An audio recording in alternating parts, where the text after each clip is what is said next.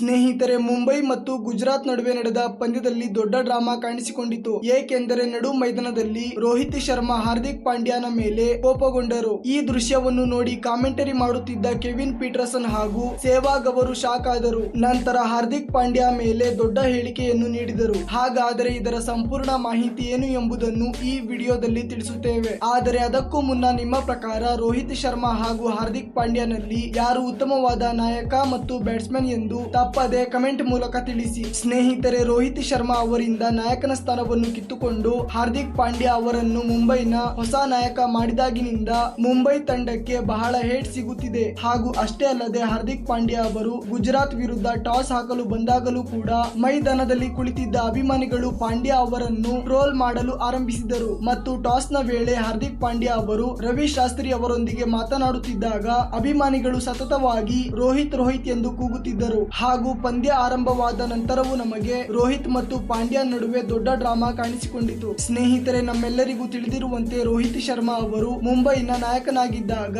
ಮೊದಲ ಓವರ್ ಕೇವಲ ಜಸ್ಪ್ರೀತ್ ಬುಮ್ರಾ ಅವರಿಗೆ ಮಾತ್ರ ಕೊಡುತ್ತಿದ್ದರು. ಏಕೆಂದರೆ ಬುಮ್ರಾ ಅವರು ಆರಂಭದಲ್ಲೇ ವಿಕೆಟ್ ಅನ್ನು ಕಬಳಿಸುತ್ತಿದ್ದರು. ಆದರೆ ಮುಂಬೈನ ಹೊಸ ನಾಯಕನಾಗಿರುವ ಪಾಂಡ್ಯ ಅವರು ಬುಮ್ರಾ ಅವರಿಗೆ ಬೌಲಿಂಗ್ ಅನ್ನು ನೀಡುವ ಬದಲು ಅವರೇ ಮೊದಲ ಓವರ್ ಅನ್ನು ಹಾಕಿದರು. ಹಾಗೂ ಅಷ್ಟೇ ಅಲ್ಲದೆ ಮೂರನೇ ಓವರ್ ಅನ್ನು ಕೂಡ ಮಾಡಿದ ಹಾರ್ದಿಕ್ ಪಾಂಡ್ಯ ಅವರು ಕೇವಲ 2 ಓವರ್ಗಳಲ್ಲಿ 20ಕ್ಕಿಂತ ಹೆಚ್ಚು ರನ್ ಹೊಡೆಸಿಕೊಂಡರು. ಆದ್ದರಿಂದ ರೋಹಿತ್ ಶರ್ಮಾ ಅವರು ಬಹಳ ನಿರಾಶೆಗೊಂಡಿದ್ದರು ಮತ್ತು ಆದಷ್ಟು ಬೇಗ ಬುಮ್ರಾ ಅವರು ಬೌಲಿಂಗ್ ಮಾಡಲು ಬರಲಿ ಎಂದು ಹೇಳುತ್ತಿದ್ದರು. ಮತ್ತು ಈ ವಿಷಯಕ್ಕಾಗಿ ಪಾಂಡ್ಯ ಮತ್ತು ರೋಹಿತ್ ನಡುವೆ ವಿವಾದ ಕೂಡ ಆಯಿತು. ನಂತರ ರೋಹಿತ್ ಶರ್ಮಾ ಅವರ ಮಾತನ್ನು ಒಪ್ಪಿಕೊಂಡ ಪಾಂಡ್ಯ ಅವರು 4ನೇ ಓವರ್ ಅನ್ನು ಬುಮ್ರಾಗೆ ನೀಡಿದರು. ಹಾಗೂ ಬೌಲಿಂಗ್ ಮಾಡಲು ಬಂದ ತಕ್ಷಣ ಬುಮ್ರಾ ಅವರು ಉತ್ತಮವಾದ ಯಾರ್ಕರ್ ಅನ್ನು ಹಾಕುವ ಮೂಲಕ ವೃದ್ಧಿಮಾನ್ ಸಹಾ ಅವರನ್ನು ಕ್ಲೀನ್ ಬೋಲ್ಡ್ ಮಾಡಿ ಮುಂಬೈಗೆ ಮೊದಲ ಯಶಸ್ಸನ್ನು ತಂದುಕೊಟ್ಟರು. ಈ ಕೆಲಸವನ್ನು ಮೊದಲೇ ಮಾಡಬೇಕಿತ್ತು ಎಂದು ರೋಹಿತ್ ಶರ್ಮಾ ಅವರು ಬಹಳ ನಿರಾಶೆಗೊಂಡರು. ನಂತರ ಕಮೆಂಟರಿ ಮಾಡುತ್ತಿದ್ದ ಕೆವಿನ್ ಪೀಟರ್ಸನ್ ಅವರು ಮಾತನಾಡುವ ಮೂಲಕ ಮೊದಲ ಓವರ್ ಅನ್ನೇ ಬುಮ್ರಾ ಅವರು ಏಕೆ ಹಾಕಲಿಲ್ಲ